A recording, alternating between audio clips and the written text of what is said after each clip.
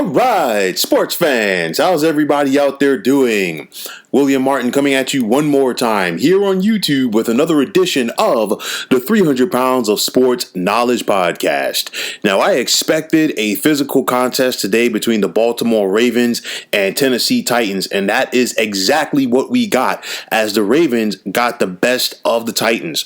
Baltimore was able to overcome a slow start as they found themselves down 10-0 after the first quarter. But just before the first half ended, Ravens quarterback Lamar Jackson was able to get away for a 48-yard touchdown run, which knotted the score at 10. And then the Ravens got the opening kickoff to begin the second half, and they put together a long drive, which was capped off by a 4-yard run from running back J.K. Dobbins to put them up 17-10. And at that point, the momentum of this contest changed. The Ravens defense was up for the challenge today, and it was in a big way. They limited Tennessee to just 209 yards of total offense. Most notably, running back Derrick Henry only had 40 yards on the ground. And, to the Titans' detriment, they never made the adjustment on offense. Don't get me wrong. You typically dance with the one who gets you or who takes you to the big dance. That was Derrick Henry.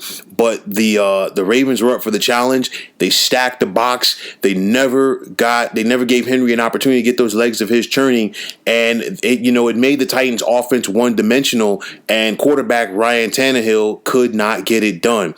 Now, the Ravens defense allow Lamar Jackson to be Lamar Jackson. And the reason why I say it is this. Baltimore, for the first time in their 3 trips to the postseason with Lamar Jackson at quarterback, didn't find themselves in chase mode for the most part. Yes, they were down 10-0, but it wasn't an insurmountable lead or a big deficit to the point where Baltimore had to rely on Lamar Jackson's arm. We saw him throw that interception in the first half, but they were able to overcome that. And being that the Ravens defense kept the game close, it allowed Baltimore to stick to their game plan, which was running the football on offense. Lamar Jackson had 136 yards on the ground with a touchdown.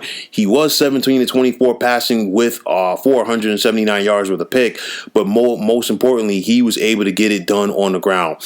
At the end of the day, the Ravens out-physical the Titans. And these two clubs have a storied history. This was a 5th meeting in the postseason since 2000 between these two clubs. And the road team has won each game, and that trend continued today. But make no mistake about it, the Ravens were up for the challenge, and they out-physical the Titans. Baltimore did not forget about Week 11, nor did they forget about the divisional round last January. If you remember the AFC playoffs from a year ago, the Ravens came in as the 1 seed.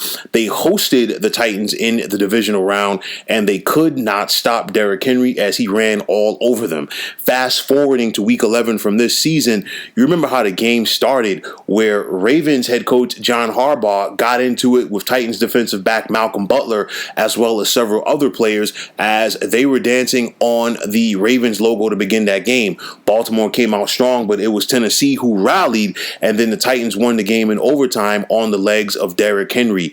This time today, the Ravens took it personal. You expected it to be that way, and they were up for the challenge. And that was really shown late in the fourth quarter when Marcus Peters intercepted Ryan Tannehill, and the entire defense after that, they ran to the Titans logo in midfield. They stomped and they danced and they taunted the Titans. They were more than happy to accept the 15-yard taunting penalty. And then we saw it at the end of the game, after Lamar Jackson took the final knee, the entire Ravens team left the field as they chose not to shake hands with the Titans following that contest. There is plenty of bad blood between both of these rivals. And we've seen it over the years, even dating back to the days when both the Ravens and Titans were members of the AFC Central. Of course, in those days, it was with the likes of Ray Lewis and Eddie George. Now it's Lamar Jackson, Marcus Peters, going up against this Titans team. Now, you look at it and you have to say to yourself, if you're the Titans, where do you go from here? And I know that Tennessee's bread and butter is on their physicality and what they can do with Derrick Henry. But, not to sound like a Debbie Downer, but I'm not sure how much longer that Derrick Henry can keep this up. In 2019, Derrick Henry had 303 carries. This past season, where he gained 2,027 yards on the ground, Derrick Henry led the NFL in carries with 378. In 5 years in the NFL, Derrick Henry has 1,182 rushing attempts. And you just have to ask yourself, how much longer will he be able to keep it up at this level? Running backs, it's a year-to-year thing. And especially with a guy like Henry, with the physicality that he plays with, you just have to wonder how much more gas he has left in the tank. But looking ahead for the Baltimore Ravens, and you just have to ask yourself, how dangerous will they be the rest of the way in the postseason? And I think this Ravens team is going to be a very tough out because, first and foremost, you're not going to hear anything else about Lamar Jackson being unable to win in the postseason. He lost his first two contests during 2018 and then 2019. Now he came back this season and he finally put that to bed. And credit to Lamar Jackson, he did it playing his style of ball. And I think, to a man, everybody on that Ravens roster not only wanted to win, but they wanted to go out there because Lamar is their guy. And they're tired of hearing that Lamar Jackson cannot get it done in January. So I think everybody stepped up to the challenge to get this big win for the Baltimore Ravens today. But I look at them going forward, whether it's the Ravens going to Kansas City and playing the Chiefs, or if it's the Ravens going to Buffalo and playing the Bills. Baltimore matches up well with each of these teams because the thing is, when you look at the scope of what would happen if the Ravens were to play the Chiefs, obviously Kansas City defensively has the game plan for Lamar Jackson. They cannot let him get it going as far as his playmaking ability because defensively, if Kansas City does that, they're going to be in for a long contest. Baltimore, they have athletes in the secondary. You're not going to be able to slow down or stop, rather, Kansas City for an entire game. But what you have to do is limit their opportunities, and the Ravens definitely have athletes on that side of the ball. And more importantly, their pass rush has to be on point to create havoc for Chiefs quarterback Patrick Mahomes. Looking at the Buffalo Bills, it's a situation. Baltimore really matches up well with Buffalo.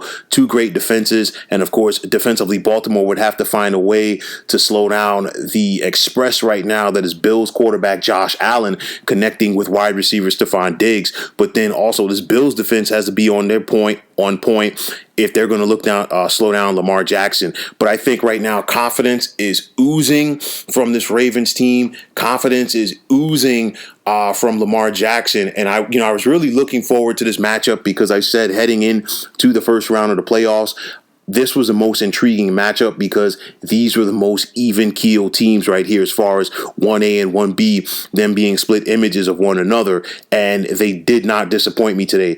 Great physical matchup. Kudos to the Ravens. Kudos to Lamar Jackson for getting over that hump. He can no longer have to deal with the fact that, okay, he can't get it done in January. He got it done in January today. The Ravens got it done in a big way, and now they just have to sit back and see where they're going for the second round. Will it be Kansas City? Will it be Buffalo? We'll just have to see what happens tonight when the Steelers clash with the Browns. So, folks, that is going to wrap it up. And as always, I want to take this time out to thank you for tuning into the 300 Pounds of Sports Knowledge podcast here on YouTube. I want to thank all of the subscribers out there. And if you have not already, please feel free to subscribe to this channel. Now, if you're on Twitter, please feel free to follow me at 300 Pounds of Sports. And like I always say, if you follow me, it'll be my pleasure to follow you right back. There's also the sports discussion group on Facebook at the Sports Depot 365. You can check it out. Drop a line and be a part of one of the better sports debating sites going on social media. So once again, fine folks, my name is William Martin. Take care and have yourselves a wonderful day.